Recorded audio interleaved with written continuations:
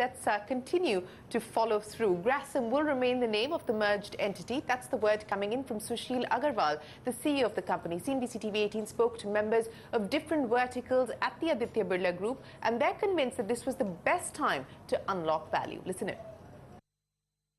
For Grasim particularly, I think shareholders are getting into the growth businesses. That to me is a biggest thing.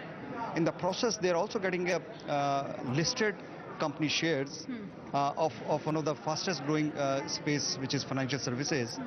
And as I was explaining, the Grasim shareholder who owns 100 shares today, they'll continue to kind of hold 100 shares.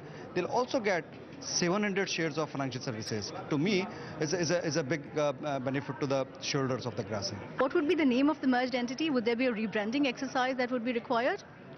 At this stage, I don't have any specific name, but Grasim is what we are going to call.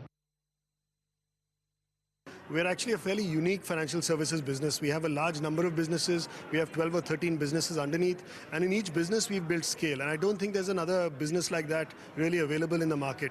So we felt that this is a good time to actually look to unlock value and give a broader base of investors the ability to benefit from that. If I understand correctly, some funds will be used towards financial services and scaling that up. What verticals in particular would receive the benefit of this? So largely the verticals that require funding in our current network are the NBFC, the housing finance company.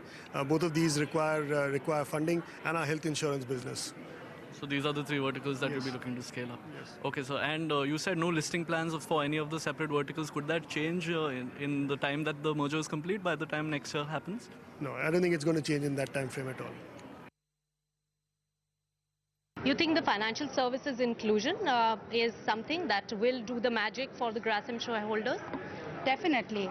I think from a financial services perspective and a shares being given to both the Grasim shareholders as well as the AB Nuvo is the big upside with what the industry has been doing, not just the financial services of Aditya Birla Group, but all financial services, NBFCs have been recording decent amount of growth in all the businesses. So Raj, talk about the valuations. How did you come to this swap ratio, 13-14% discount to the AB Nuvo's present market price? So the swap ratio firstly was done by PwC and Bansi S. Mehta and Company. So they would have obviously used a combination of methodologies as valuers typically do while arriving at the swap ratio. And you obviously don't look at just today's market price. You look at longer term market prices. You look at sum of parts valuations. And I'm sure that they would have done their job very well. As Mr. Birla put it, they know their job and they have done it. In the long term, how do you see this restructuring really creating that shareholder benefit that the company has been talking about? Because at the end of the day, it's turning out to be a conglomerate with various businesses under one umbrella. Yeah, I think the way the group has always looked at it is that there's a value in putting businesses together. That's the rationale for the existence of corporate groups in countries like India. Putting businesses which generate strong cash flows and which have strong growth prospects together. And I think that's precisely how they focus on developing underlying businesses which will grow in the long term.